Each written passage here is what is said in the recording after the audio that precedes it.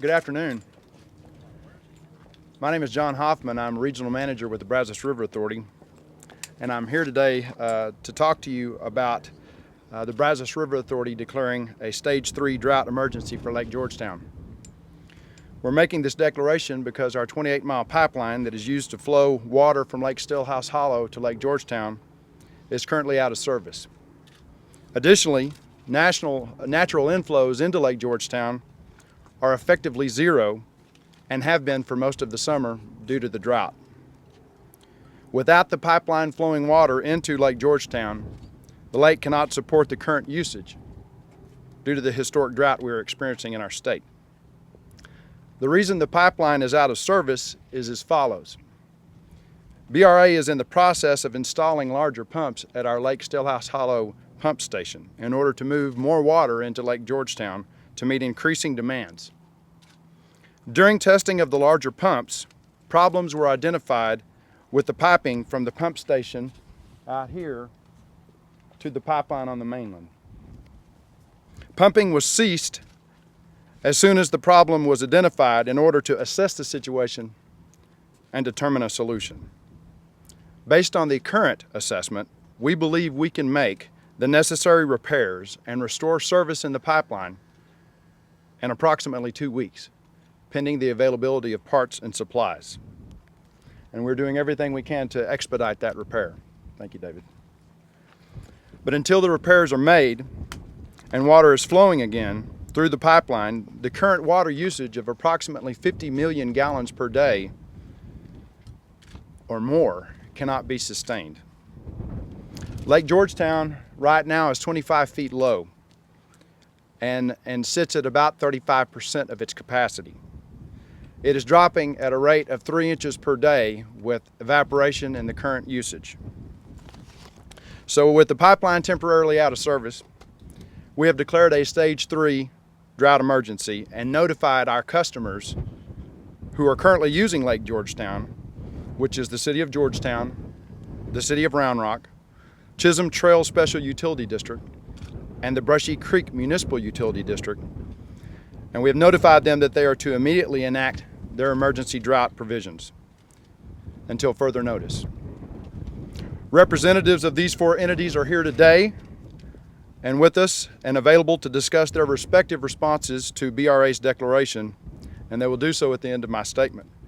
I would like to recognize Mayor of Georgetown, Mayor George Garver, Mayor Pro Tem from the City of Round Rock, Carlos Salinas, and staff from Georgetown, Glenn DeShong, staff from Round Rock, Michael Thane, Jennifer McKnight, General Manager of the Chisholm Trail Special Utility District, and Mike Petter, Acting General Manager of the Brushy Creek Municipal Utility District.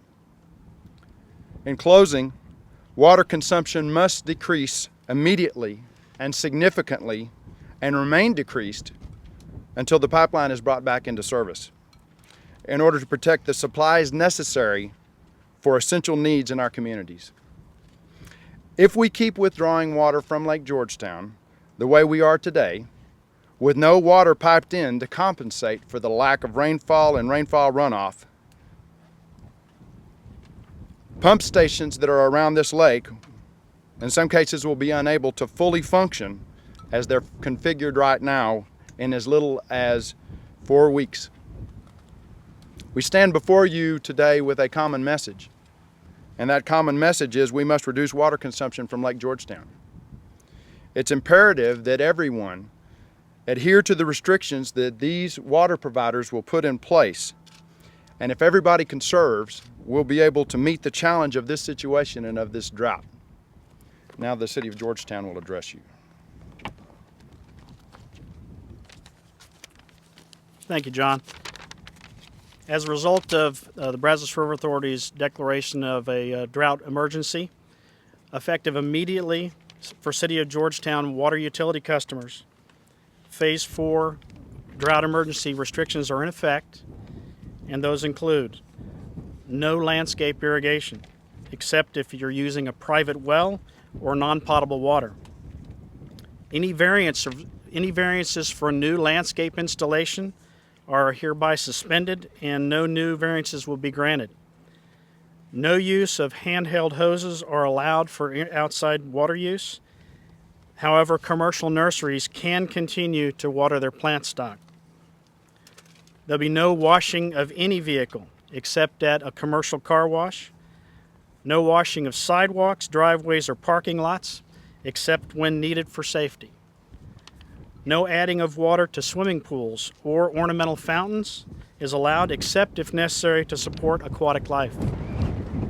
And finally, no use of fire hydrants or hydrant meters except for firefighting, water quality monitoring by the utility staff, or if that fire hydrant is supplied by non-potable water.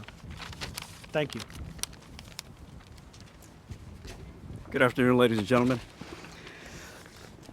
Round Rock is also following this urgent need, and I would urge everyone to recognize that this is an extremely urgent situation.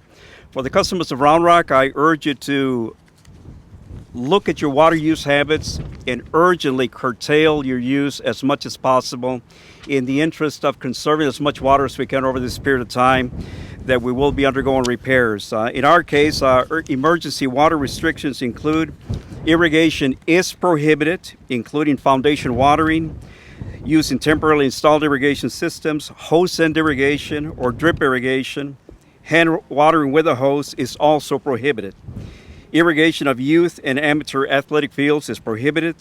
The washing of automobiles, trucks, boats, etc. is prohibited, including commercial car washes. The filling, refilling, or adding of potable water to public and private swimming or wading pools is prohibited, and no new landscapes of any type may be established. And for the customers of Round Rock, repairs will soon be underway, and we hope to get this under control as soon as possible. But in the interim, we urge you to really monitor your water use at home and understand the severity of the situation we find ourselves in. With your cooperation and your management of your water use, I think we will get through this quickly. And with your support, we'll look forward to kind of bringing you better news in the days ahead. But for now, I urge you to please understand the extreme urgency of the situation we find ourselves in. Thank you.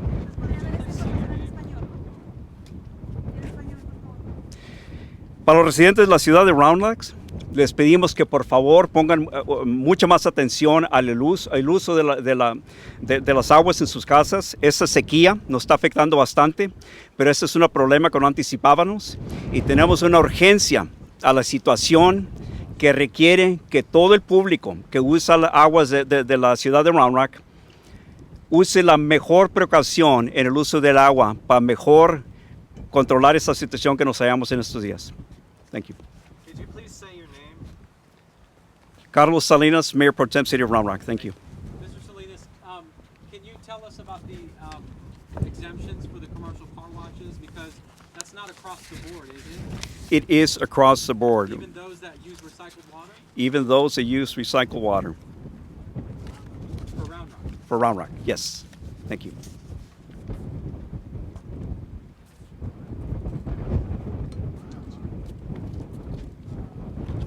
I believe that's the last of the speakers that we have to make comments for you, and the panel will stand to answer any questions that y'all may have.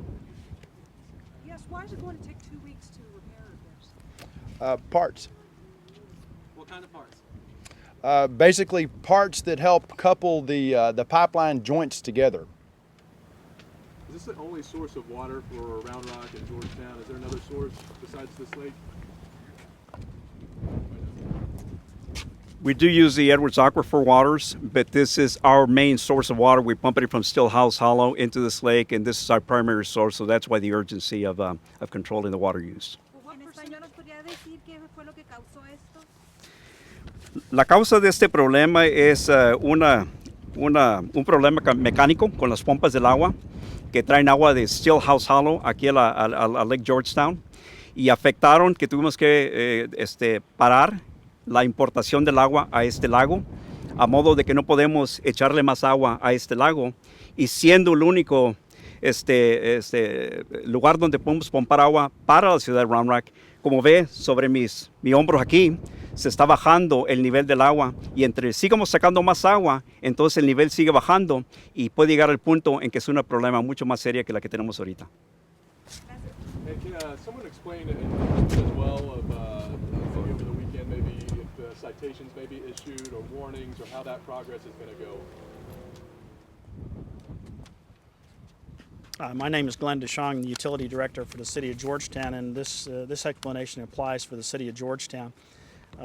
Watering restrictions have been in effect since May 1st in Georgetown when we started with Phase 1, and just recently we went to Phase 2, and so the enforcement continues, and it's similar to the first two stages. We'll immediately put the restrictions in effect, and I expect that by tomorrow we'll start actually enforcing. Initially for City of Georgetown customers, we give them a warning and expect that we may have to do a lot of outreach and warnings to get folks to do their changeover. It typically takes 2 to 3 days for folks to change over to a new watering scheme. From the City of Round Rock, expectedly, we will be doing the same thing. In our case, violations are a Class C misdemeanor, punishable by a fine not to exceed $2,000. But we will be actively out there looking for violations. But we urge compliance so that we don't have to go down that path. What percentage of its water does Round Rock get from Lake Georgetown? I'd have to defer to our Water Utilities Manager. I'm Michael Thane, Utility Director, City of Round Rock. About 90% of our daily usage comes from the Lake Georgetown, Lake Stillhouse Hollow system. The other 10% comes from groundwater wells out of the Edwards Aquifer. Hey, John, can you guarantee that this is going to be fixed in 14 days? No, I cannot. We won't know until we get underway with the repairs to make sure that that happens within that timeline. So where did you get the 14 days from? That's the estimates from our engineers. Can you explain what went wrong again one more time? Sure. During the course of testing the larger pumps that we installed on the line, one of the couplings there are several joints of that line, as you can imagine, as it goes from our intake station onto the land proper. If you'll remember your David, let's get a picture up and we'll show.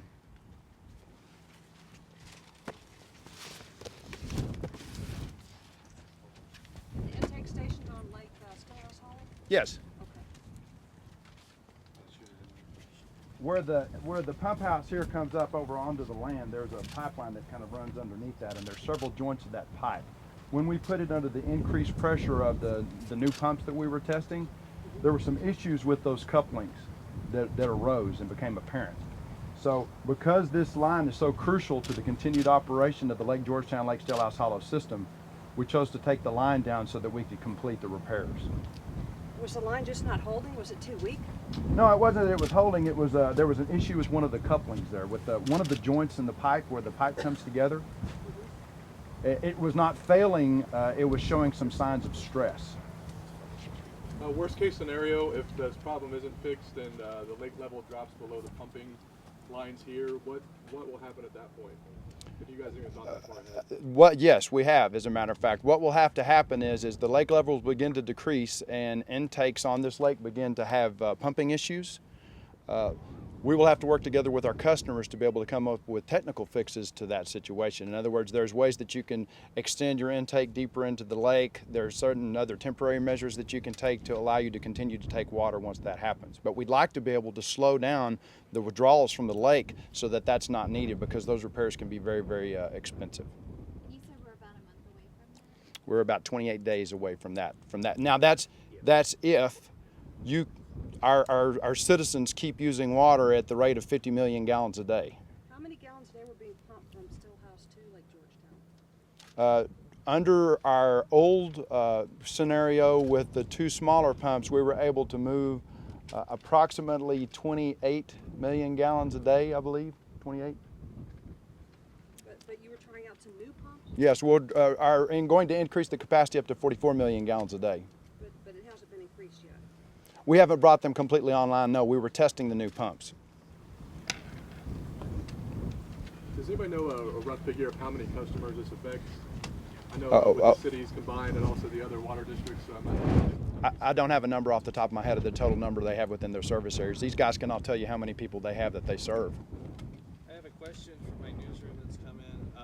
Why are Round Rock's restrictions tougher than Georgetown?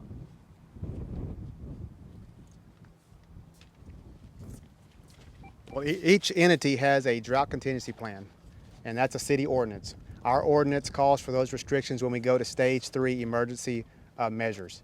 And when we get to that point, discretionary water use, outdoor irrigating, those types of things, we have to prohibit that so that we have the basic water available for the basic needs of our citizens. And stage 3 calls for any discretionary use to be cut. But why penalize the commercial car washes who recycle their water? I mean, how does that why was that decision made to penalize them when they aren't necessarily using any more water? Well, we've discussed that, and our ordinance calls that commercial car washes cannot use water. That's what the ordinance says today. It's kind of, they're going to be impacted just like, if you're washing your car, we had a call today, if you're washing your car in front of your house and then they drive by the car wash, why are they allowed to continue doing that? Not all commercial car washes have recycling availability. But at this point, all car washing is prohibited at this time. How about the plant nurseries? They are allowed to not necessarily irrigate, but they can use some drip irrigation and some minimal hand watering to keep their plants and landscaping alive at the nursery. Any idea how much the repairs will cost?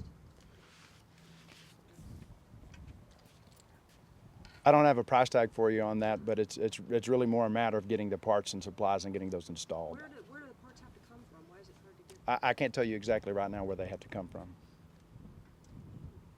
We can follow up with you if you'd like, but I mean, Once y'all get them, how long would it take to install them? Do you know? it's a matter of days once we receive the parts. And the 2 weeks that I've given you, obviously, if everything goes well and we're able to obtain the parts more quickly and get them installed more quickly, and we don't encounter any additional issues when we do the repair, it could be shorter than that. And the parts you need are pipe joints or pipeline or? It's the couplings that we need in a repair for those couplings. Yes. Are those parts available, or do they have to be actually made specifically? I believe they're commercially available. We have overnight FedEx and stuff. Why does it take so long to get them? Because this is not off-the-box Home Depot equipment. This equipment is 4 feet in diameter. These pipelines are very, very large to move the amount of water that it takes to support Williamson County. And so you can't just find this equipment anywhere. It's equipment that's fairly specialized and it's very large scale.